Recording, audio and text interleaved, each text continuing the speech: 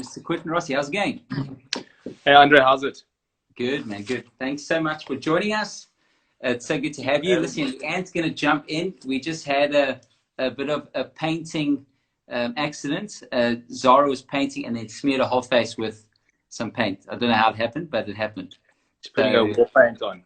Totally, she's putting the war paint on. So listen, we've got a whole bunch of people jumping on now, a few more people jumping on. So while they're jumping on, I'm just going to start off with some quick questions. So just short fire questions there. So, and you can just give your one word answer. So is it texting or talking?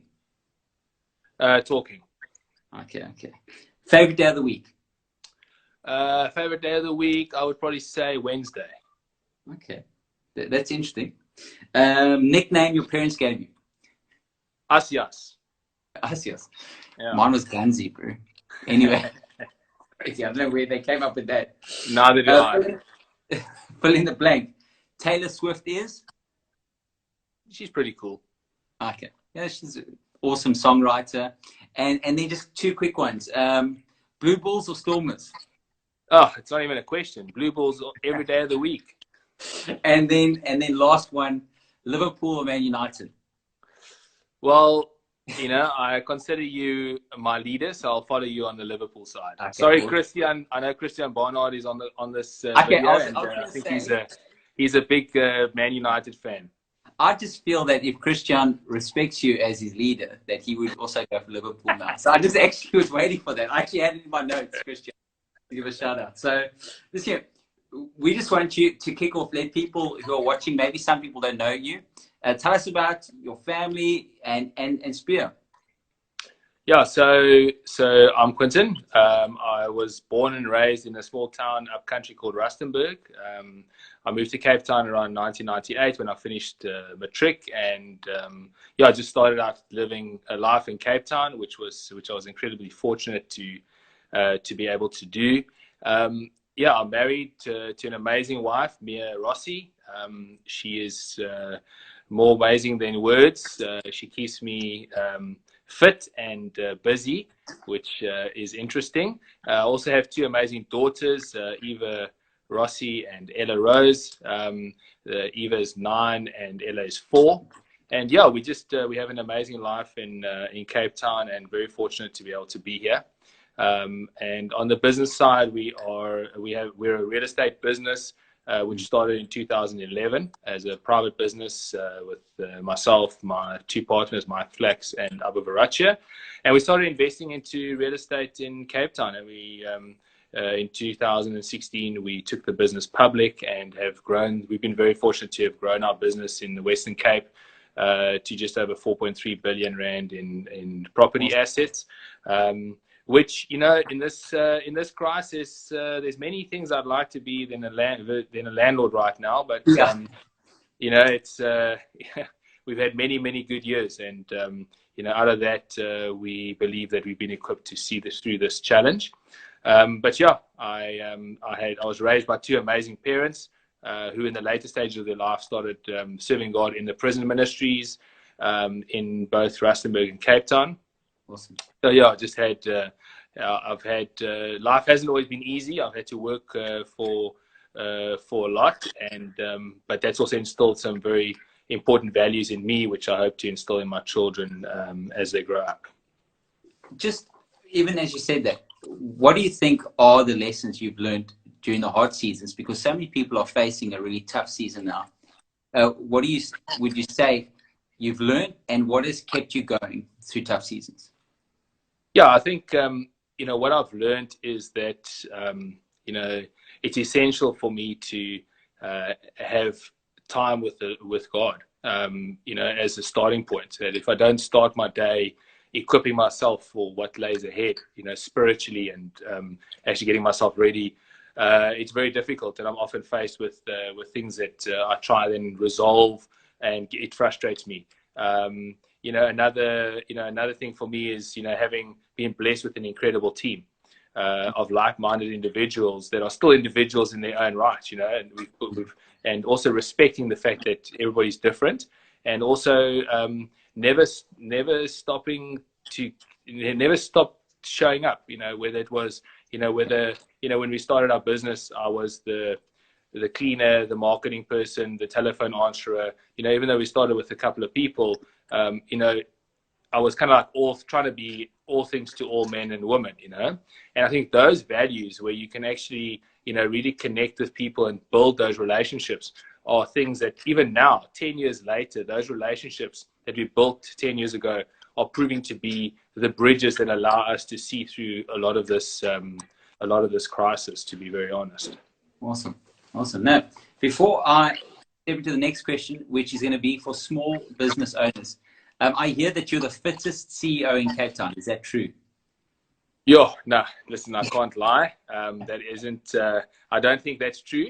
But maybe possibly the best looking one. Yes, come on. And Mia has said amen online there. So this year, just for small business owners, because we're going to have people clicking on here and they're really looking for help. And the whole point of this is hope and help in this season. So the first question is, what advice would you give to a small business owner in navigating this season? Yeah, well, I guess just firstly, my disclaimer is that I can't offer you a silver bullet for this situation that you're navigating. I think the only way that we get out of any crisis is to really go through it, similar to the Israelites getting out of Egypt and so many other examples throughout God's word where we've had to just, and where they've had to just get through things. So I think a top priority, from a small business perspective and a medium-sized business in navigating this crisis is managing your cash flow. I think it's critical that any small business that has been kind of relying on a month-to-month kind of survival strategy is going to be under pressure. Because if you think about small businesses, we're only in the start of the year and we've been hit with this massive crisis, and generally businesses will start to build up elements of profitability throughout the year, which will kind of take them through to the end of the year. So I think, from that perspective, cash is king. And as a small business, definitely one of the things that they need to navigate is their cash resources. And, that's the reality. So also small businesses and medium businesses need to realize that it's no longer business as usual. That COVID-19 has created many problems for citizens and businesses alike. But in that place, small and medium enterprises, being the size that they are, have the ability to be a lot more nimble and entrepreneurial in this time. So look out for opportunities, and also don't try and get involved in too many things to try and, keep the wolf from the door. Stick to what you know, stick to what you're good at, and look for opportunities within the area that your expertise lies.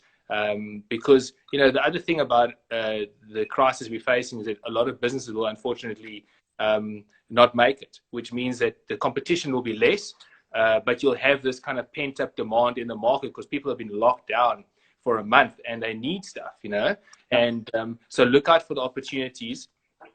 And and also, from a landlord's perspective, in this season, you need to also look at, you need to recognize that your customers, your landlord, and your creditors are all under pressure. And I think, John Maxwell says that, everybody, whether you're a business person or individual, we all in this crisis together. So we're all in the same boat. Even though we may be on the one side of the boat and you're on the other side of the boat, this boat still has a leak, and we all got to kind of work together to deal with the leak and try and fix it. So that's the one thing. And then communication. I think communication in this season is absolutely key. Communication with your bank, with your banker, with your landlord. Transparency is vital. If you are under pressure, communicate it and see how your cash flows can carry you through. But also don't expect a handout, to be honest. You got to realize we're all in the same boat. And one thing that really has kind of disappointed me is that in certain instances where people try to navigate a season like this, is they become very primal. So it's very much like, it's my survival that matters and that's it, which actually is not the case. And that's an important thing that people need to realize, whether you're a small business or a large business. It's a lot of collaboration that has to happen.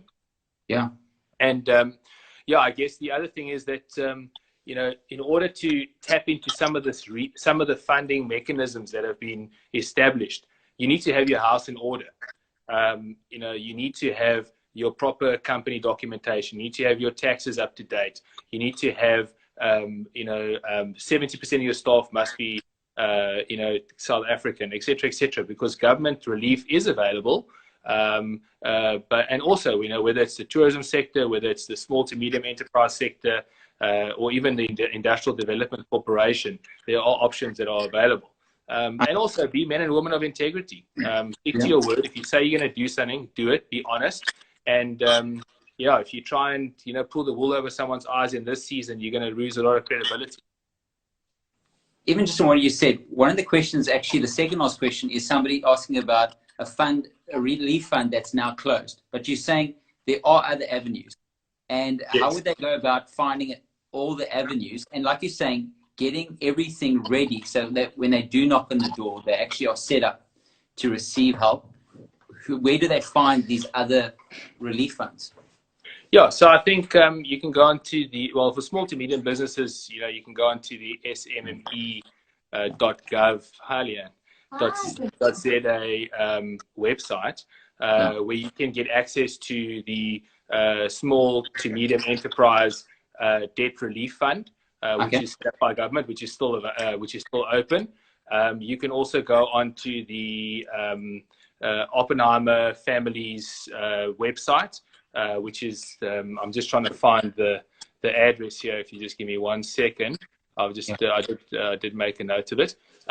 So they've got something called the South Africa Future Trust, which also provides short-term cash flow relief. Because in this crisis, that's really the issue: is the cash. There's no revenue, so there's no cash to pay and no cash to operate. And they've got something called like a 15-week cash flow assistance, which you can get through www.saft.africa. The Department of Tourism, if you're a small restaurant, a bed and breakfast operator, a coach operator, or a kind of shuttle service, you can also access relief from there. Your turnover has to be below 5 million Rand per annum, and you can access a 50,000 Rand grant. There's only 300 million Rand that's been allocated to that fund, but you know what? You got to just get your house in order, get your applications in, and then obviously for from a UIF perspective, they've set up the COVID-19 disaster relief UIF fund or scheme that comes with a variety of compliance matters. But again, that's what I'm saying. In this season, it's also a good thing to get your house in order and make sure that your business is structurally sound, but also compliant from a governance perspective. Okay, so what we'll do is, just for everyone watching, we will put this conversation on YouTube, and I'll ask our team just to put some of the links down, listen to the conversation, so that in case you're missing any of this, that you can still get this information. But so you've obviously discussed smaller businesses and how to approach that, but what advice would you give people that are running larger businesses, people like yourself who have a very big company, and the revenue would be over 5 million? What tools of wisdom can you share with them? Yeah, I think the principles are, some of the principles are generally the same. Cash is king. Second of all, oftentimes the larger your company, the more staff you have. You got to make sure that your staff are physically and mentally safe and taken care of, because the reality is that some of the most expensive parts of a business is the human capital that you've invested into people to get them to a level where they contribute to your organization. And to lose one of your key staff actually becomes a problem. But also, create an opportunity for your management team to actually put their hands up and take leadership or take ownership over a portion of the business, because then you're kind of creating a problem-solving mentality. The way that I've always aspired to run our business is that there aren't any superheroes.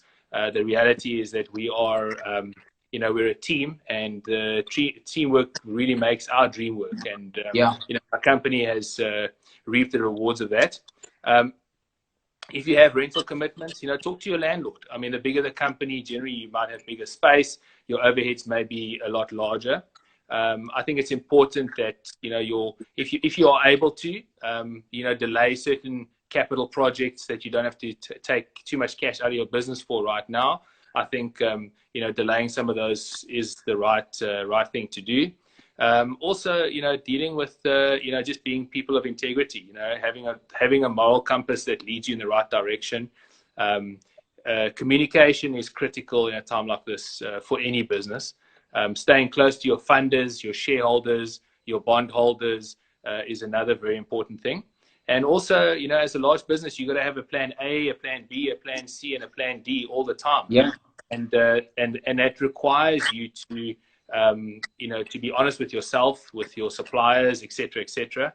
And because the reality is, because the situation that we're even facing right now is so fluid, is that plan A and B most likely won't always work. And you must just have the chutzpah to actually just push through and try plan C and plan D, because invariably it will work. And I mean, as an example, you know, my plan C on our one hotel was a feeding scheme, you know, because plan A and plan B didn't work, but plan C has worked. And, you know, by this afternoon, we put out 1,140 meals already in 3 days. So big business isn't necessarily just about your core business. It's about how you can, in this season, get the buy-in from everybody that you influence within that sphere. And also, another vital thing for me, for any business, whether you're small or large, start planning for a post-COVID-19 world. Position your business in such a way that you understand what is your investment philosophy going to be, what is your kind of human capital philosophy going to be, what has this crisis taught you about where the dead wood is in your organization, and how you can optimize your business, and then realize that the world will never be the same again. Totally. The hard part about this season is you will end up seeing the decisions you actually should have made, and your team's actually looking at you going, why haven't you made it yet? Because of the pressure on the business. So you mentioned post-lockdown, the opportunities where there's this huge need. People have been locked down, they break out, so they want to get the stuff they haven't been able to get their hands on. So you've got this opportunity in business. But what have been some of the opportunities that you've seen other people take? You mentioned with your hotel plan C. So you said there were 4 plans, so probably 4 opportunities. What are the opportunities in the season now, even in lockdown? Yeah, I think you know, what this lockdown has forced us to do is to become quite friendly and knowledgeable about your smartphone. And I think what retailers and if you're listening and you're running a retail business, you know, you have to tap into what they call the omni-channel format, which is basically having a bricks and mortar store, but also having a strong online presence. Because in this time, as an example, you know, if post-COVID lockdown, if you're a hairdresser, as an example, you can still cut people's hair, but you can also, you know, you can have an online platform to be able to sell them shampoo and conditioner and hair wax, and create that omni-channel opportunity. And also you'll create employment, because that order would have to be kind of processed on an e-commerce platform, and that order will have to be fulfilled through a courier service as well. So that's one area where I think, you know, South African retailers should, small to medium retailers, because the larger retailers have already kind of you know, taken that on board quite nicely. But smaller retailers could definitely kind of learn from that. You know, from a local business perspective, you know, as a country, and a lot of countries all over the world, we now have to look inwards for our supply chain fulfillment. You know, we've been overly reliant on China, you know, and you know, things like PPE, protective equipment, gloves, face masks, etc., etc. Although it may be slightly more expensive to manufacture it locally, we'd at least have some level of security of supply. And I think there's a massive opportunity in that, because it'll lead to more factories having to be built, which will give us a boost to the construction sector. It'll create employment. I mean, our unemployment rate is going to be horrific after this. And so on and so forth. You know, there's a stat out that says about 1,600 plus businesses will go insolvent during this crisis. And actually, all of us, the responsibility lays on our shoulders to actually start to look inward to boost kind of opportunities. I think there'll also be there's obviously post-COVID, there'll be opportunities in the access control space, in the sanitization space. I've seen some samples for shopping centers where guys have built, they can't import, so it's locally manufactured. They've built these little cubicles that you walk through that sanitize, that have a sanitization spray. And all those things are things that South Africans are very resilient and very creative and innovative. So, we'll find a way. And that's what I'm saying. We got to look inward to obviously to find what we can do. And I think we also need to start saving more. One thing that I was reading, Johan Rupert saying that his mother, she was alive from kind of Great Depression era, and I read that article. Even though his father started the Rembrandt Group, up until her death, and she was in her late 80s, she saved money, And the reality is that you need to plan, and you need to start. And when do you start saving? You start saving today. And I think that's really where the opportunity is. Get in touch with a trusted financial advisor, and start looking at where you can invest for your future. And it doesn't have to be a large amount of money. You can start you slowly build up an investment, because this crisis you got to remember how you feel, like what you feel right now, and there's a level of discomfort and a level of uncertainty. And if you have the right financial advisor guiding you, you should be able to make some strategic investment decisions that should assist you in time to come. Yeah. Sorry, I'm being interrupted by my daughter. No problem. Sorry, I can't do it now. Can you close the door for Daddy, please? She wants more painting, and she put it all in her face. Sorry. Okay. I think also just saying to note that assets globally are cheap. We probably have a once in 20-year opportunity to acquire some really cheap assets, whether it's on the stock exchange or through unit trust plans. So people mustn't just necessarily just default to saying, like we're going to just kind of put our money in the bank and that's it, So, do a bit of research. Don't be reckless. Obviously don't, I'm not telling you to do something that you're not comfortable with, but assets fundamentally are cheap. And there are opportunities now to build generational wealth, through taking advantage of where the market is right now. Awesome. As a leader of a large business, how have you sort of had to work on your leadership gift? What sort of leadership attributes have you brought to the table, and would you say business owners would have to grow in this season? Yeah, listen, I think, when you hit a crisis, you don't necessarily want to be the one that has to carry the baton, but that's a very short kind of thought that went through my mind. And then I was like, well, you know what, as you've told me many a times, God's chosen me to lead in this time, and he's chosen right through the Bible, he's chosen specific people to lead through specific situations. So I've really taken that to heart, and I believe that God is has chosen me to lead my specific team through the situation. And one of the things that I've learned is you got to lead. You don't just add to the noise.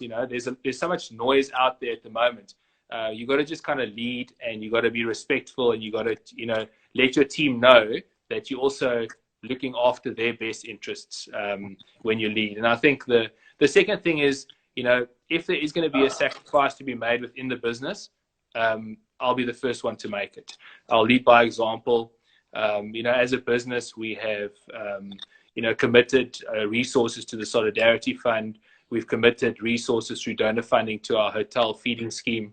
And I think that for us is, one thing. I know my team, my executive management team, they all follow the same kind of principle of, we're going to go first, and then we'll show you guys that we are willing to make the sacrifices.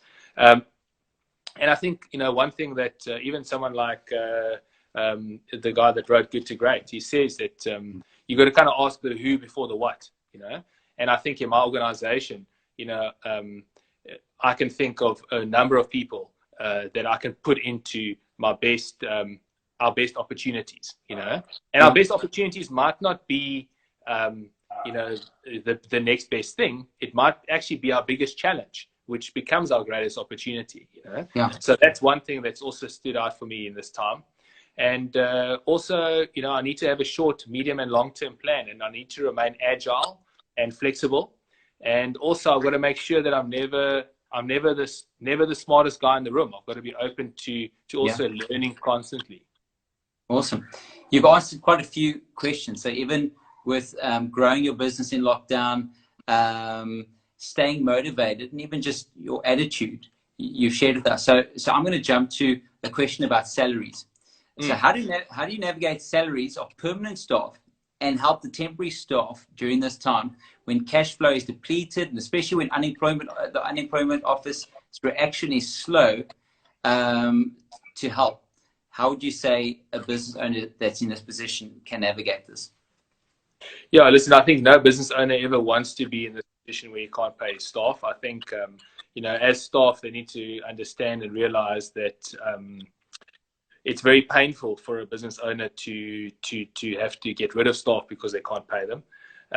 But I think there's, you have to just look at what the law says and operate kind of within the confines of the law. There's no recipe. Unfortunately, there's no playbook for this. But the first thing that comes to mind is that everybody, unfortunately, has to take a cut. And a business generally, when you have to make a difficult decision in the business, you got to cut, and you got to cut deep, because any business will die by 1,000 lashes. If you're going to keep on going back and making more and more cuts, you're going to end up just depleting your business to the bare bones. So from a permanent employment staff perspective, you've got to honor what has been agreed upon. But in circumstances where we're in a disaster, you would rather, try and manage that process through, reducing overall payroll costs, relying on the UIF structure, and then trying to find a happy medium between the two. And then for temporary staff, the same principle, would apply. You're trying to be honorable to everybody. In this country, we have an incredibly high unemployment rate. Getting rid of staff is a very emotive topic, but every owner has to make that decision, because there's still a business at the end of the day that needs to survive. Okay, great. So just for yourself, in the season, any scriptures that you have sort of stood on and it's kept you through the toughest of days? Yeah, no, there's quite a few. Isaiah 43 verse 2, where God tells us he's with us in the water, he's with us in the rivers, and right now he's with me in the fire. I think, that for me it has been amazing. Like, have I had my moments of temper tantrums? Yes, I have. And unfortunately, my wife has had to put up with me throughout this process, so she deserves a medal. And I think also, I look at, in the book of Psalms, for me, just growing up, I grew up in a Catholic home, where I didn't have a relationship with Jesus. But I also, from a young age, I had a kind of a sense that, God was doing something in my life, And this scripture says that, you've been my confidence since my youth. From my birth, I've relied on you. You've brought me forth from my mother's womb. I've become a sign to many that you are my refuge. And, that for me is something that, that I hold on to tightly. The book of Jeremiah, there's Jeremiah 17 verse 7 to 8 is an incredible encouragement. When the heat comes, even if it comes, even if the leaves may not be green, there's no worry in a year of drought, and you never fail to bear fruit. And my fruit has fallen off the tree a couple of times during this crisis, I promise you. But I also realize that I've got a loving Father, and I go to my Father, and I say to him, God, I just can't, I can't carry this. I need you to help me, and thankfully God's put incredible men and women around me that are praying for me and keeping me in their prayers. But also, as a business and as a person, I think generosity is a key aspect of any person's life, and every one of us is called to be generous. And Proverbs 11:24-25 really for me is an incredible, almost mission statement about the fact is that the world of the generous gets larger and larger. And you can kind of read the scripture for yourself, but the message version is really great. And then Jeremiah 29 verse 11 is a favorite encouragement, and Psalm 121 verse 3 to 4 is that God is my God and He doesn't sleep, and I need to just hold on to that. But we have to lay down, our hopes and dreams on a daily basis, which is exactly what I try and do, and it's a scary thing. But those are the kind of scriptures that I rely on. Yeah, and I really think business people need to hear this, because they're either going to do this by themselves, and the weight that's crushing you is a weight that God would like to carry, because His yoke is easy, His burden is light. So even for business people tuning in, just to even hear what you're saying, that you actually are standing on scripture, you're going to God. Next question. What would be the best way to approach landlords with regards to rental that is due when they just don't have funds to cover it? So there's no trade, you're not turning over, there's no income. So what's your advice on approaching landlords in that type of situation? Don't approach them. No, I'm kidding. I'm joking. No, I've got a lot of sympathy. I've got a lot of sympathy for people that are in the situation where they don't have the ability to service their commitments.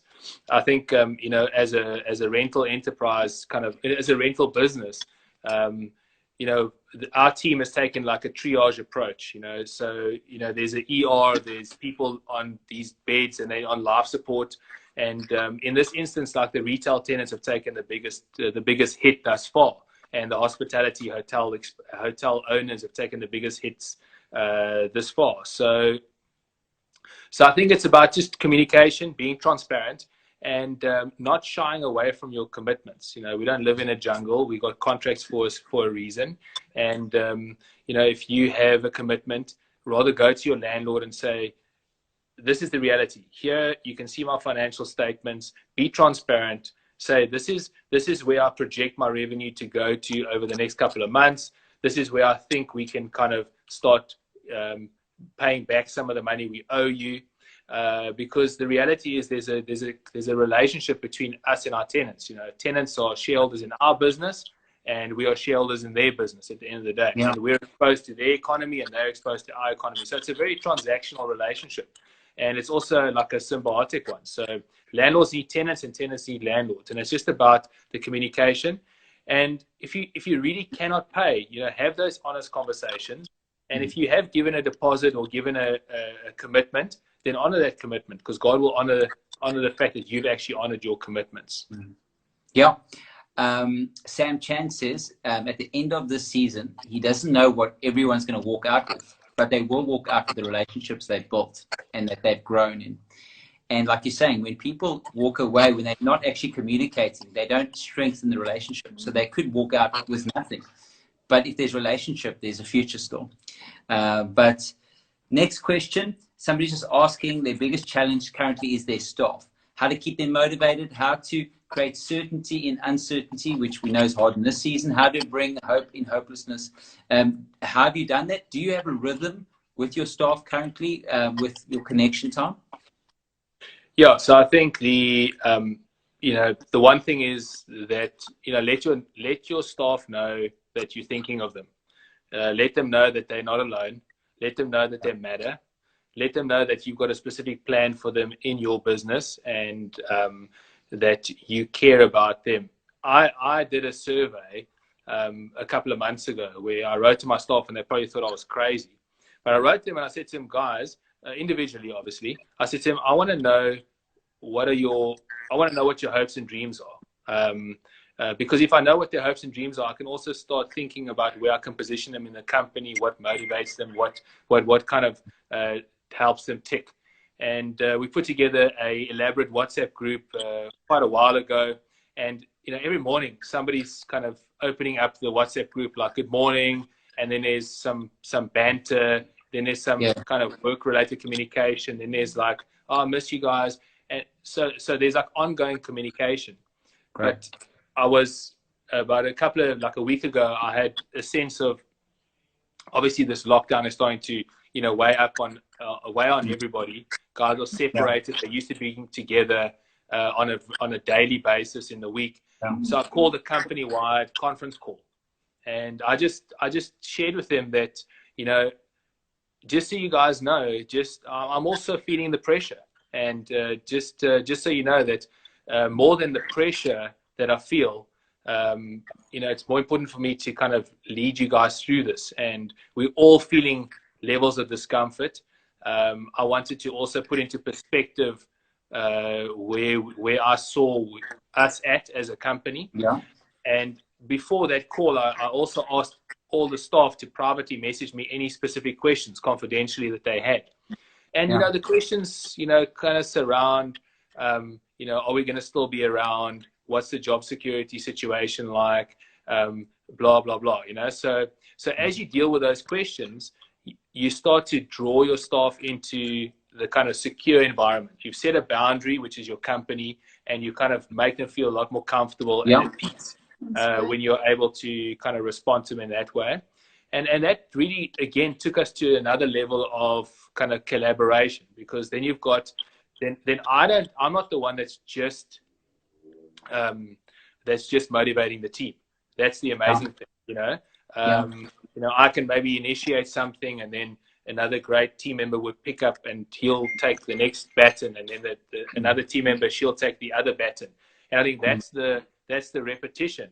And also telling your team directly that you're available to talk through things, whether it's even if it's not even work related, but have a mechanism for them to be able to share their fears, because there's a lot of people that are very fearful at the moment, and I've had my moments of alternating between fear and failure and faith and and euphoria, and if that's the case for me, it's the case for many people. And also to just tell the guys that they need to understand that many people who are our tenants are facing very, very difficult situations. So we need to also be compassionate. We need to be understanding yet firm. We need to be cooperative, and we need to stick to what we've agreed to as a strategy. So those are some of the things that and also what I also did was I reminded and I asked our staff, what is going to be the first thing you're going to do when you get out of lockdown? I'm giving guys, I'm wanting them to kind of look forward to something. Because if they can look forward to something, they're going to kind of get their tasks done. They're going to kind of keep on building. They're going to keep on going. And, also I've set this vision for our company. I want us to become a 100-year-old business, which means that to become a 100-year-old business, it's not about you. You're not building your own, you're not building towards yourself. You're building into other people, because in 100 years time, I'm going to be definitely not going to be still on this earth. So you'll have a six-pack then. yeah. Don't see that happening anymore. We'll get there, bro. We will get there. So listen, what I've picked up, and we of course run a church and we have staff, but disconnect will hurt your staff. Connection will bless your staff. Connect. Of course, you don't want to overdo it and hurt yourself from leading still. So you want to have a rhythm with your connection that blesses them. But also there's some staff whose jobs can't be done in this lockdown. So to keep them part of the team, the teamwork makes the dream work, and keep them cooperating and adding value, you might have to change their job description during lockdown, even put them under a team member who actually has more work because of lockdown. And all of a sudden this collaboration and this team effort, and the people feel like we're all making a difference in the season, lifts them up. Instead of getting depressed about their future, they start to build to the 100-year goal. And, so we're just saying, is that who we want to be in 10 years' time? We just, that's our question. What are the values? Last question, and then I'm really going to ask you to sort of share anything else in your heart that you want to say to anyone else watching. Yeah. This is a question that came in. If you're in informal trade, so you trade, and most of your trading is done in flea markets or in the informal sector, any ways to make money, any advice, where to from here? I know it's quite a difficult question, but... Well, I guess, you know, Minister and Nkosi Dlamini Zuma had kind of freed up some of the regulations relating to informal trade, you know, in the food kind of aspect in the townships, etc., etc. So from that perspective, obviously, that kind of in the process can be reinitiated. But I think there's going to be more losers than winners out of this crisis. And guys are going to have to look at potentially reinventing themselves. And, you know, one thing that, you know, if you look at 2008 during the great financial crisis, an interesting thing is that great businesses were born out of that crisis. You think of the app we're using right now, Instagram was created out of during that time.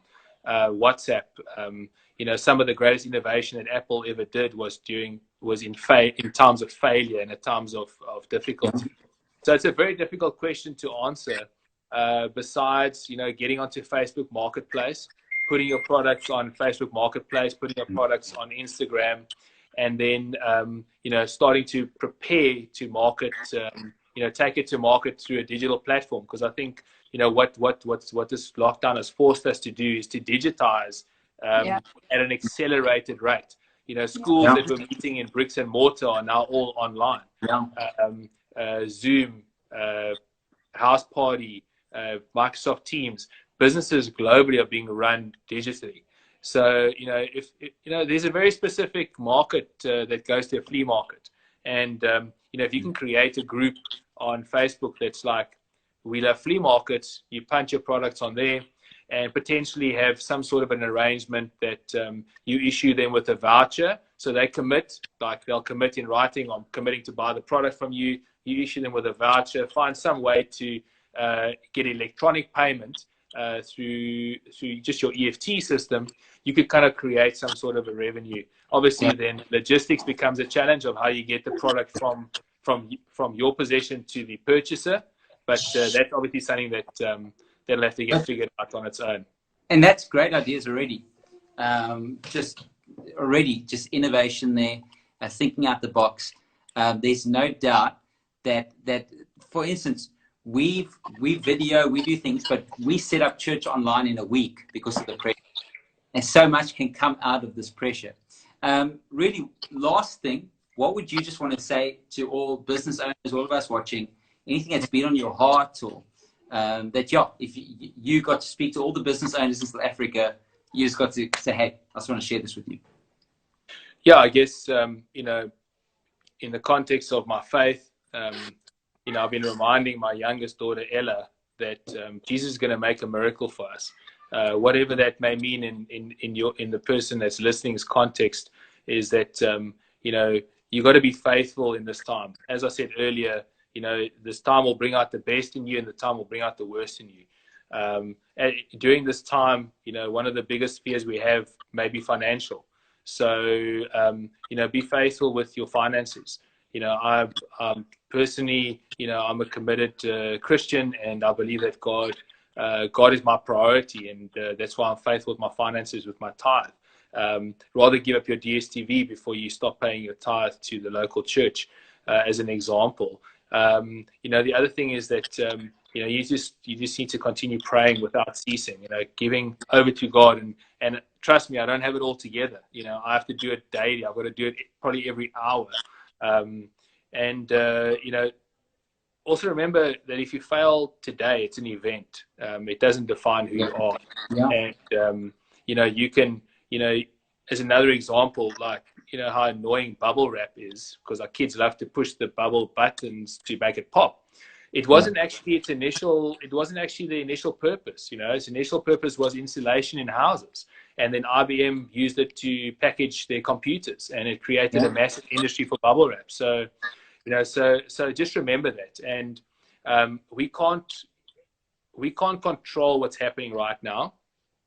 But one thing that I can assure you is that in 2 years' time, you know, we're going to look back at this and we're going to say, we got through this. You know, we came through this. We may have a scar, we may have a limp, we may be slightly less wealthier than what we were going into it, but we got through this. The current situation, you know, it remains out of our control.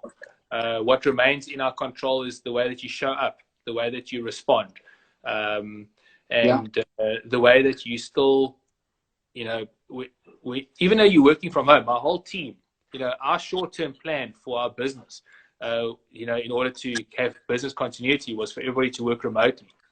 So you got to have, you know, you got to have a short-term plan. You got to, you know, you got to set those specific goals. Like in the short term, our main focus is to set up remotely, to collect as much rent as we can for our business, not because we're greedy, but to collect as many of our rental payments as we can, to ensure that the business has a future. So those are things that that we can control to a certain degree. And then also, I refuse to allow the circumstances to define where I can lead Spear into the future. So my team and I, we have a plan, you know, for Spear. We have a plan as to where Spear is going to be in a couple of years' time, what kind of meaningful impact our business will make in the environment that we find ourselves in, and who we want to be known as. We want to be known as one of the top performing real estate businesses in South Africa. We only want to invest in the Western Cape. We want to be known as the landlord of choice in the Western Cape. So those are the things that this crisis won't change that strategy. Yeah. You know? But there are short-term things that we have to adapt to take us through this crisis that we have to do in this time. So, yeah, so we can come up with probably a ton of excuses as to why we can't show up and why we can't get stuff done. But those really are just excuses. And I think I was listening to Craig Rochelle speak on, you know, leading through a crisis. And he asks a couple of questions, you know, will this crisis test me? It will, undoubtedly, and it's tested all of us. Will the crisis stretch me? Absolutely. It's going to stretch me. It's going to bring out the worst in me. It's going to possibly bring, you know, things to the surface that I need to deal with in my own life and hand over to God. It's going to push me. It's going to push me to not give up. It's going to push me to think about creative ways to create business continuity. And the last thing is, are we going to survive? And the answer is yes. We'll be a lot wiser, stronger. But yeah, that would be my best advice. And just you know, keep on going. I don't have all the answers. We don't have it all together. We're doing our best with what we've been dealt at the moment. And yeah, we're also giving back. I think that's important. Awesome. Is that there's an element of whatever, even if you have, like the lady in the synagogue who had very little, but what she had, she gave, was worth more to God than the one that had a lot, that gave what he, you know, just the basics. So yeah, to encourage you guys that this will pass, and there'll be a lot of lessons learned about our humanity and about our compassion. And you know, we got to just keep on loving one another through this. Yeah. No, thank you. Listen, you've shared so much wisdom, and I've seen you practice this wisdom in the way you run your business, the way you are as a husband and a father. So thank you so much for your time.